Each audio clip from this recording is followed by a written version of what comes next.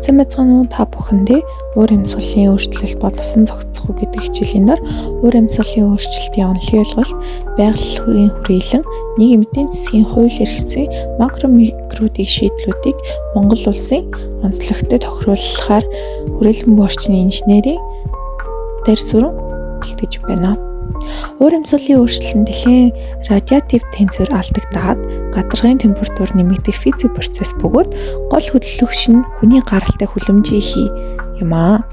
IPCC-гийн 6 дахь үнэлгээний синтезийн тайланд хүний үйл ажиллагаа дэлхийн гадаргын температурыг 1850 оноос 1900 он буюу ач үйлдвэрийн хувьсгалаас хойш 2020-оос 20 он хүртэл 1.1 градусаар нэмэгдүүлсэнийг туйлын тодорхой биш дүгнсэн байна. Энэхүү тулгарал нь агаар мандал, далай, криосфер, биосферийн өргөн тархмал, хурдан өөрчлөлттэй хослон нийгмийн эдийн засаг, экосистем болон олон талын эрсдэл бий болгож бодлого, хууль эрх зүйн шинжилэл, техникийн болон зан үйлийн шинж чанартай зэргийг шаардаж байна.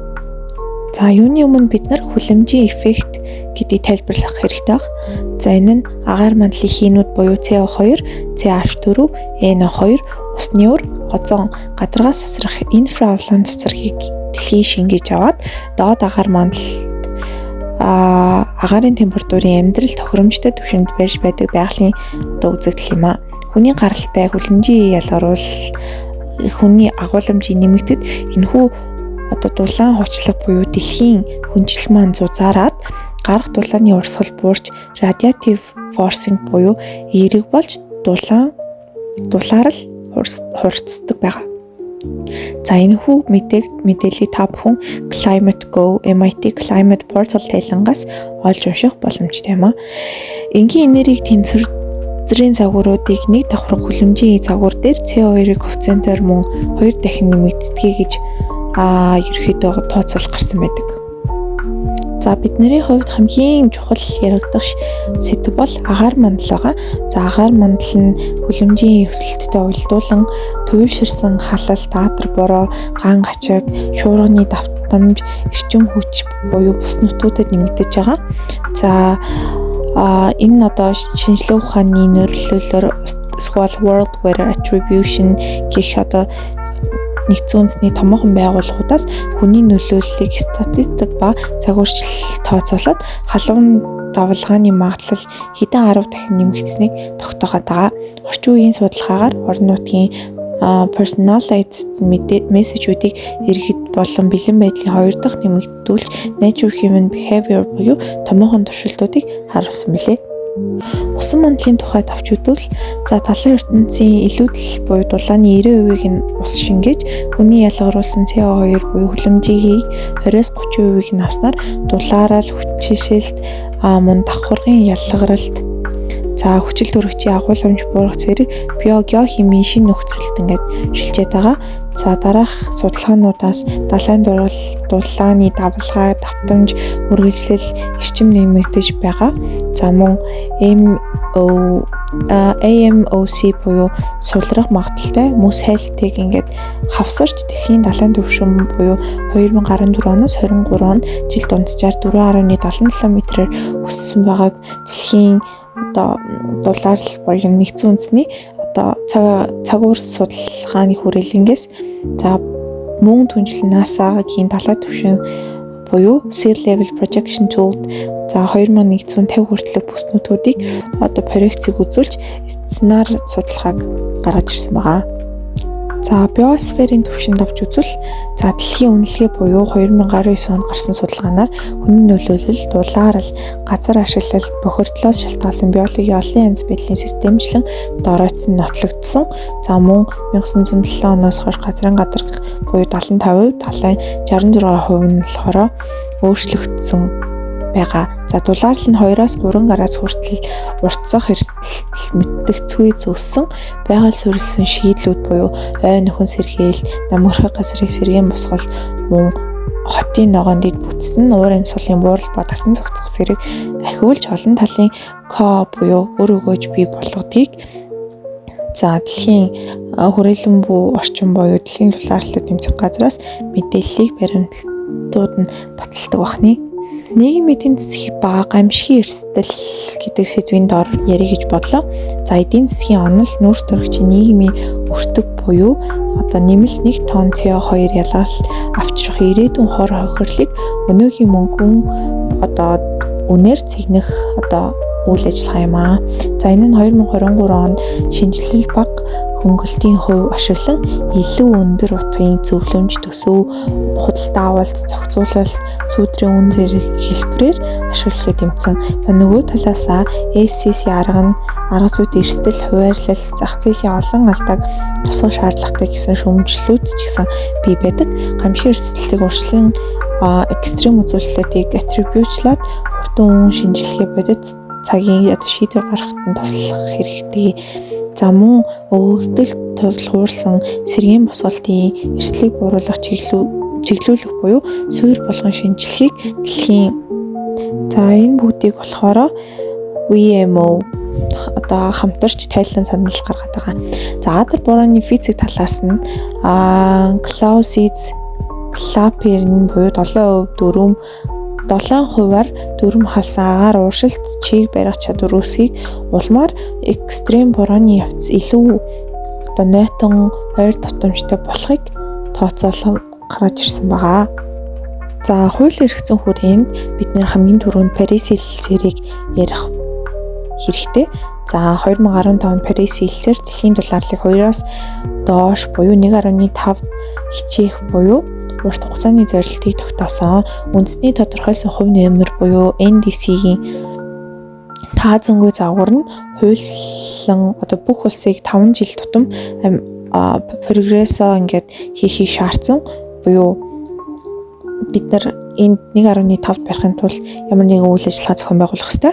За хэлэлцээрт нийлт тод байдал, нийцлэлийг дэмжих хороо, глобал тооцоож зэрэг механизмуудыг агуулад хөгжингийн улсуудад санхүүгийн үүрэг ноогдуулсан. За хөгжиж буй улс орнуудад уян хатан байдлыг бий болгосон байдаг бахны. За мөн 2024 оны Конгрессийн хурлаар Парисын Ratchet буюу механизмыг 2025 онд дараагийн үеийн үндэстэн тодорхойлсон хувь нэмэрт уялдуулан тайлбарласан болно. За Монгол орны онцлог буюу улс бэлчээр цөлжилт 100. За Монголын дулаарлал дэлхийн дунджаас 2-оос 3 дахин хурдтай явагдаж байгаа. Буюу 1940 оноос 2015 онд нийтдээ 2.2-оос 224 Цельсиор өссөн байгаа. За хурд тундад нь 7%-аар буурсан. Нуур гол уруудал хөрсний чигийн хомсдол экологийн сөрөг дамгайлалт бий болсон. Буюу эрдэм шинжилгээний тоймоос бид нар харах боломжтой.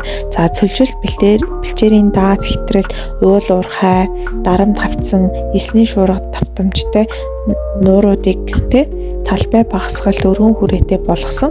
За зуудын гамшиг давтамжтай болж 2015 онд 10 сая толгой, 2024 болон 23 онуудад 7.8 сая 7-оос 8.1 сая мал хорогдсон баримтуудыг бий болгосон.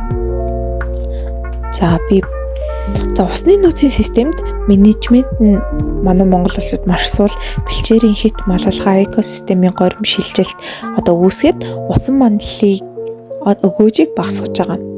За мөн Жайд болон Деполси төслөөс интеграчлсан усны нөөцийн менежмент бэлчээрийн даацыг хуульчлан зохицуулж малын тоо чанарыг бодлого шаардлагатайгаар онцлсан юм аа. За MDP Island буюу 2024 онд Монгол улсад цөлжилттэй тэмцэх тусгай хуулийн хэрэгцээнд шинжилт хариуцлага ашиг хүртэж нөхөн төлбөр мөн зөрчил шийтгэлийн субъектүүдийг тодорхойлж хил дамнасан хамтын ажиллагаа жишээ нь Хятад улстай тогтолцуулахыг ер нь санал төвшүүлсэн байгаа. За мөн цөлжилттэй тэмцэх газраас байгаль хамгааллын санхүүжилтийн шинэ механизмыг 2024 оноос нийтдээ 22.4 сая доллар хүртэлх төсвийг нэмэгдүүлсэн байгаа. За макро бол микро түвшний шийдлүүд. За бид нар дараах ийм их олон асуудлыг хэрхэн шийдэх ёстой вэ гэхээр хоёр төвшөнд хувааж авч үзэж байгаа. За нэг нь макро. За макро төвшөнд бид нар эрчим хүчний системийг декарбонжил буюу сэргийгдэх их үүсвэр шүлжээний шинжилэл, эрчим хүч хадгалах, эрэлтийн талаар удирдлага хийх хэрэгтэй. За мөн нүүрс төрөгчийн үнийг татвараар ч юм уу суурилсан үнэлгээгээр мөнгө хурааж авах хэрэгтэй. За мөн тасан зохицлын ногоон дэд бүтц буюу борооны усны нэгдмэл систем, нүх сүвтэй, гадраг, намгархаг газрын сэргийн босгол, далайн эрэгт мөн далайн өвсний хамгаалах зэрэг үйл ажиллагаануудыг явуулах хэрэгтэй гэж нэгдсэн үндэсний байгууллагын уур амьсгалтай тэмцэх хилцээс ерөөдөө гаргасан байгаа. За мөн экосистемийн сэргийн босголт гэдэг зүйл хамгийн чухал. За мөн гамшигын эрсдлийн удирдлагыг шинэ үе буюу атрибьючлалын үнэлгээ, эрт анхааруулах систем мөн өгөгдсөн мөн сүлжилтэд тэмцэх газраас өгөгдсөн суйрлуулж стандартчлах хэрэгтэй юм аа. За хууль эрх зүйн орчинд мөн адил Парисын хэлтсээрийг хэрэгжилтэнд маш им анхаарал хандуулах хэрэгтэй. За мөн MRV нийцэл мөн үндэстний амласан NDC-гийн 2025 оноос 35 он хүртэлх хамтрах хугацаагаар шинжлэх нь зүйтэй юм аа. За микро түвшний хувьд өрхийн эрчим хүч, дулааны тусгаарлалт, өндөр үр ашигтай халаалтыг буюу дулаан нацоос дулаан алдагдлыг багасгах хэрэгтэй. Мөн LED гэрэлтүүлэг, нарны PV хатан, ухаалаг термостат, за мөн иймэрхүү зүйлсүүдийг ашиглах хэрэгтэй. За мөн тээвэр ба хэрэглээний хувьд иргэдийн зан үйлийн өөрчлөлт, нийтлэг мэдлэгийг урамшуулж илүү тэлэх хэрэгтэй. За усны тал дээр туслын усалгаа, саарл усыг дахин ашиглах, борооны усны хуримтлалын сан гэх мэт. За хүнс хаягдал бууруулах, хурамл суурилсан сонголт. За мөн тасан зохицлын бэлэн байдал буюу гамшигын багц, орон нутгийн сэрэмжлүүлэхийг дагалдах хэрэгсэл мөн гих зүйлсүүдийг бид нар илүү анхааралтай авах нь зүйтэй юм аа. За мөн орон нутгийн байгаль суурилсан санаачлага буюу ойн зурвас, эс тогтоох, гол горхийг сэргийн босголтод бид бүхэд цөлжилттэй тэмцэх газраас ализийн үйл ажиллагаа зохион байгуулад ихэсэн нь бидний хэрэгжилтийг харах боломжтой нэгэн юм хэрэгсэл болж өгч байгаа юм аа. За юуны хамгийн сүүлд энэ бүтээг дүгнэж хэлэхэд 2024-өөс 25 оноод дэлхийд дахин халаалтын дээд амжилтуудыг тогтоосон буюу дэлхийн дулаалал үнэхээр дээд зэгтээ тулаад байгаа. За байгаль буюу амин дохио улаанд шилжсэн олон улсын шинжилгээ тайлангуудад онцлогдож байгаа. Гэвч шийдэл нь бий. Мөн тэр нь юу вэ гэхээр Парисын хэлтсээрийн механизмууд болон эрчим хүчний шилжилт, байгаль суурилсан арга, атрибьючлалыг шинжилгээ ухаан, зав үеийн инновацтай хослуулан эдгээрийг шударга шилжилтийн зарчмаар хэрэгжүүлснээр амьдрах боломжтой ирээдүй бий болох хандлагатай. За Монгол улсад ус бэлчээр, цөлжилтийн огтлолцол, дээд төрлөөр интеграцчлсан бодлого буюу зуудын системийн удирдлага, мөн хууль эрх зүйн шинжилэл, санхүүжилтийн механизмууд маш чухал юм аа. За ингээд энэ хүрээд анхаарал хандуулсан та бүгдэд маш их баярлалаа.